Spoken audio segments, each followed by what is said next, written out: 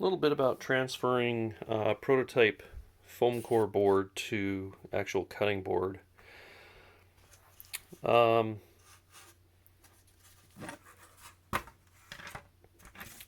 I made sure that the holes here that hold the latches that secure the board in place were accurate and fit into R2, and I transferred those over first because those I'm using as a point of reference. I've got bolts in there, so I know that when I've got those bolts lined up, this is lined up and only has just a really slight amount of wiggle room left and right, barely any. So that's good enough to be able to mark where the things on the prototype board need to go on the actual cutting board. So the way I did that, and again, some of this might just be, obvious, but I'm just going to document it, is, for example, your Arduino 2560 here, I've got the 4 holes in it for standoffs, and then the board will sit on top of the standoffs. Well, because this is foam board, and I've just punched holes in it in the approximate areas of those holes. I drew circles with a mechanical pencil where the holes are supposed to be and then punched them through with this. That's not altogether all that accurate, and it's foam core, so especially on big holes like this, they can get ragged, and it's not exactly a round hole. So to make sure that I got these as lined up as I could with the actual part, I just chose one corner and then pushed down with this to mark that one corner.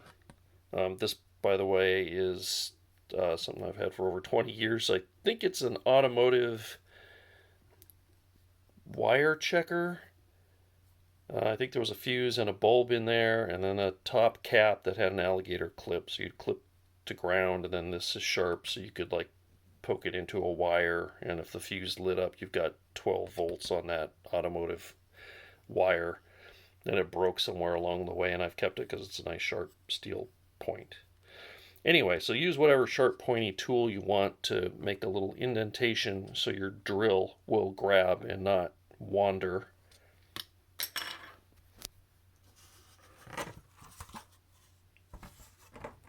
And so that gave me one hole.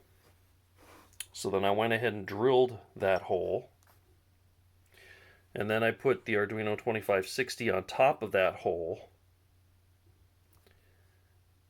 And I drew the location of this hole with a mechanical pencil in a circle. And then I took my sharp tool and tried to poke it right in the center of the hole and drilled that hole, and then held the Arduino again with those two centered and continued to do the others. I figured that probably would give me my best shot at having all 4 holes, which are very small holes, lined up in the proper spot to match the Arduino. And it seemed to work out really well. Some things like the saber tooth, I couldn't exactly get the mechanical pencil in there because of the cooling fins.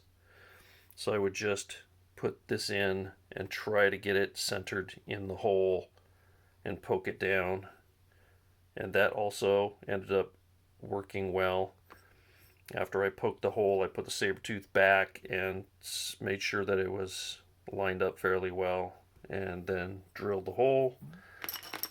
And by the time I got done drilling about 20 holes, I realized that although these cutting boards are really cheap, the amount of labor and time in making all of these holes just right is considerable, and that I didn't want to end up making any more boards than possible. So I might have jumped the gun a little bit by going to an actual cutting board after just one prototype, although it has had several changes done to it.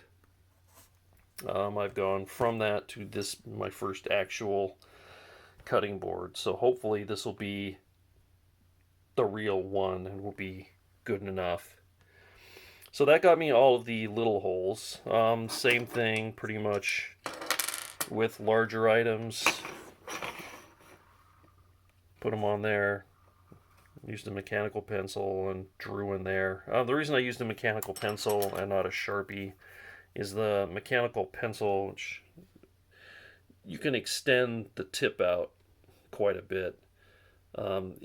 It will break if you put too much pressure on it. Obviously, the longer that the lead or graphite or whatever they use for the pencil comes out. But if you have it long like this, that's longer than the fine tip Sharpie that I have. So I found that it was easier to mark accurately than with the Sharpie because I could get it in tighter spaces. So that's how I made the primary holes for everything that had just mounting holes. And then I got to the switches here, or not the switches, the power connectors, which I'm using two types. This is an XT90 panel mount. It's made to hold 10 gauge wire.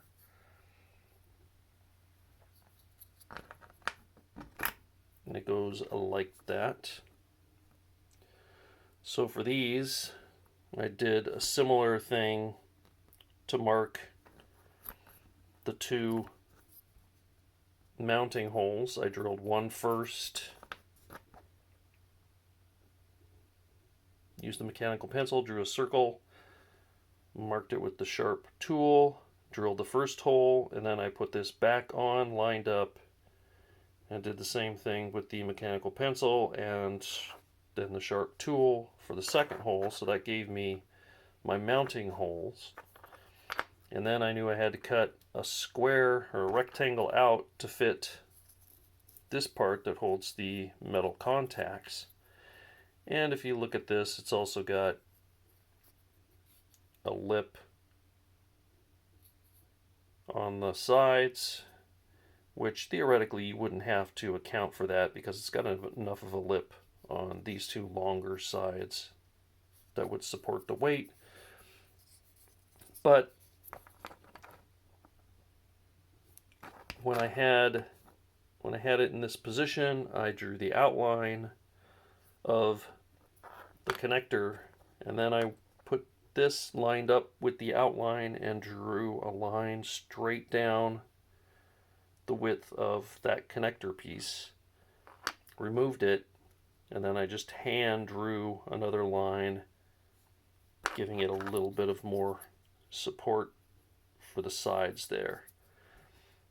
And then the way I did that, well, the way I cut that out is pretty cheesy, but I use a scrap board and I put it behind it. I do this for all of the holes, as you can probably tell, because that makes a cleaner exit hole on the back. I held that up there.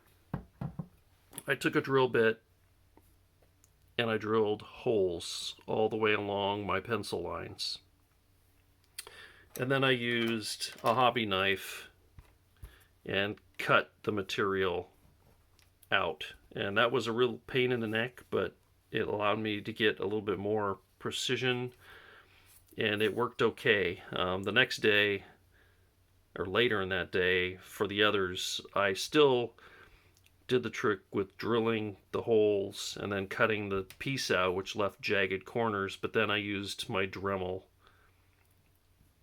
with a plastic cutting bit on it to smooth out the area, and used a file. So in the end, that fits in there. It's supported all the way around the connector by the cutting board. So that worked pretty good. Then I got to the XT60 connectors, and that's a bit different. These XT60 panel connectors pieces, as I get one out of the bag, when there's one lying right here, they are obviously much smaller, and they're made a little bit different. They actually have nuts. I think they're pressed in there. None of them have fallen out of the bag I have. That I got 5 of these. So they're made for a screw to come down through the top and go into those bolts. So if you put them in like this, your screw's going to go into the bolt, but then you're going to have a second bolt on the backside, because otherwise the bolt is obviously not going to do anything. It's just going to hold the bolt to the plastic piece, but it's not going to be on the other side of the cutting board. So, excuse me while I get this out of the garbage can. Okay. So I decided that the way I would do it would be like this. So the mating piece, I think I mentioned in the prior video, goes inside this connector, not around the outside. So all I needed was the inside to be clear, which it is. And now I can put a bolt through the hole into the plastic, and it'll grab that nut to tighten it. And what was tough about that, the first thing I did was cut the hole for this connector to fit in. But then if you notice, the holes that go into the bolts are super close to the opening for the connector. So I didn't want to break that if I could avoid it by making this cutout too wide.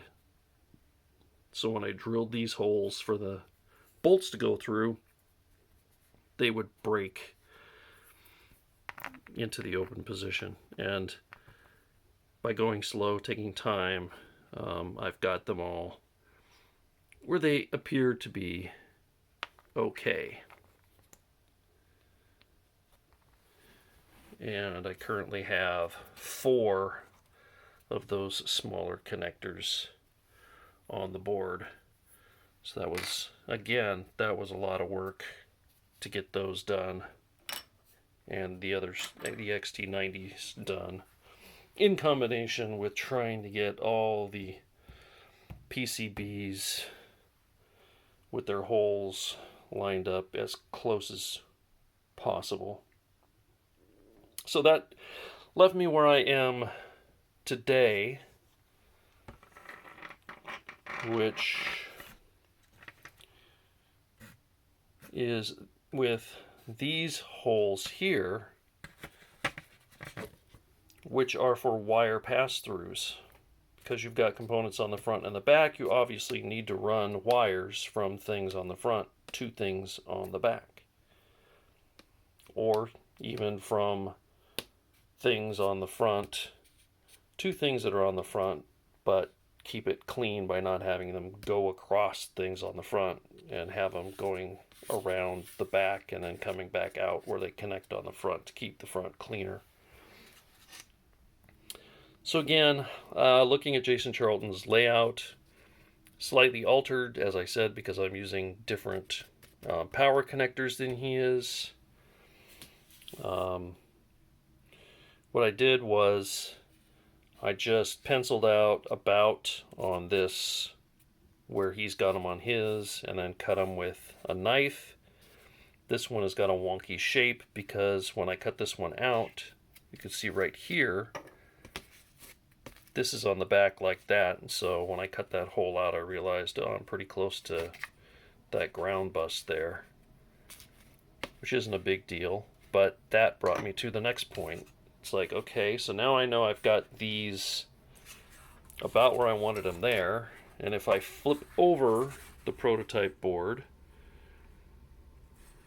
you can see that they appear to clear the items on the back, with the exception of that one there for the ground loop. My ground loop isolation is a huge device, and I might get a different one, so I haven't actually drilled holes for that. It's got a hole top and bottom just for a zip tie to hold it in place. It connects to the amplifier and the MP3 trigger, so it needs a slot to go through to the top of the board, which I just have ground loop there that I didn't cut a hole yet because I'm not sure if I'm going to buy a different ground loop, buy an adapter that gets me a right angle plug to put on the ground loop adapter I have so it can fit through that hole, or if I'm going to move it. So that's kind of in question, but it should be okay. It shouldn't really disturb anything too much if I end up moving it, getting a different one, or coming up with something else for that. I should be alright with that. It's round, so even though that pass-through hole looks like it's underneath the ground loop isolator because the thing is round,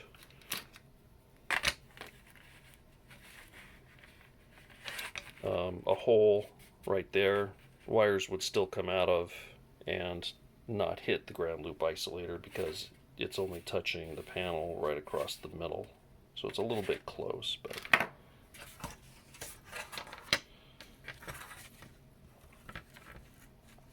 it should be okay. So where was I going with that? Oh, okay, the back. So now that I need to cut these holes, and I don't want to come into anything on the back, like that one there, you can see is a little bit too much on the ground. So I ended up moving the ground up a bit. And then I started by drawing this on the back. I drew where the relay is going to go for the foot motors on the back and realized, well, that's not really going to help me until I get the hole drilled through, or the slot, start making the slot, and then realize, oops, I've got a problem. So another obvious thing that just came to me, and so I thought I'd document it, is you can still mark out the stuff that goes on the back of the board on the front of the board. So take my relay and draw my relay there, and drew the saber tooth here, and then this, because it's shaped the same, whether it's put in this way or put in the back of the board this way, I just put it on the board through with bolts going through the proper holes. I did move it up a tad so you could see where this line had bumped into it before. Now it's got clearance. I haven't drawn the MP3 player yet. That's what goes here. So this will have MP3 player lines going down to a speaker connector and to the backside for power. And the saber tooth is here, and it will have power wires and wires going to the relay and the legs, and power going through that slot, so it has to be a fairly large slot. So don't forget that you can just draw the stuff on the front of the board that lives on the back of the board to help you not make a hole on the front and come out where you don't expect on the back. The one trick, of course, if you have something like this that's going to be mounted on the back of the board, so it'll be like that, but it has the same profile. If you just draw it here and draw a line around it, same thing with the relay, that'll be mounted to the back of the board like this, but that allows you to trace around it in that direction because it's, I'm failing to find the word, isometric, whatever. It's the same. It's the same shape, whether it's right side up or upside down. When you get to things like the fuse block, it is not the same. So this fuse block mounts underneath the board like this. Well, if you put it through the holes, the bolts through the holes, now it's, no matter what you do, it's not going to line up. So for that, I took these bolts, I just have these with the nuts in there so I know what size I drilled for. I took the nuts and bolts out of here and I did a best line up with my eyes on the two holes and drew a rough pencil outline of the shape of the fuse block. So now I know the hole that I'm going to cut for the MP3 player pass-through wires. I have the MP3 player sits on standoffs here, and then the fuse block is directly behind the board about here. So just make sure I'm clear of the fuse block, and that's as tall as I can go.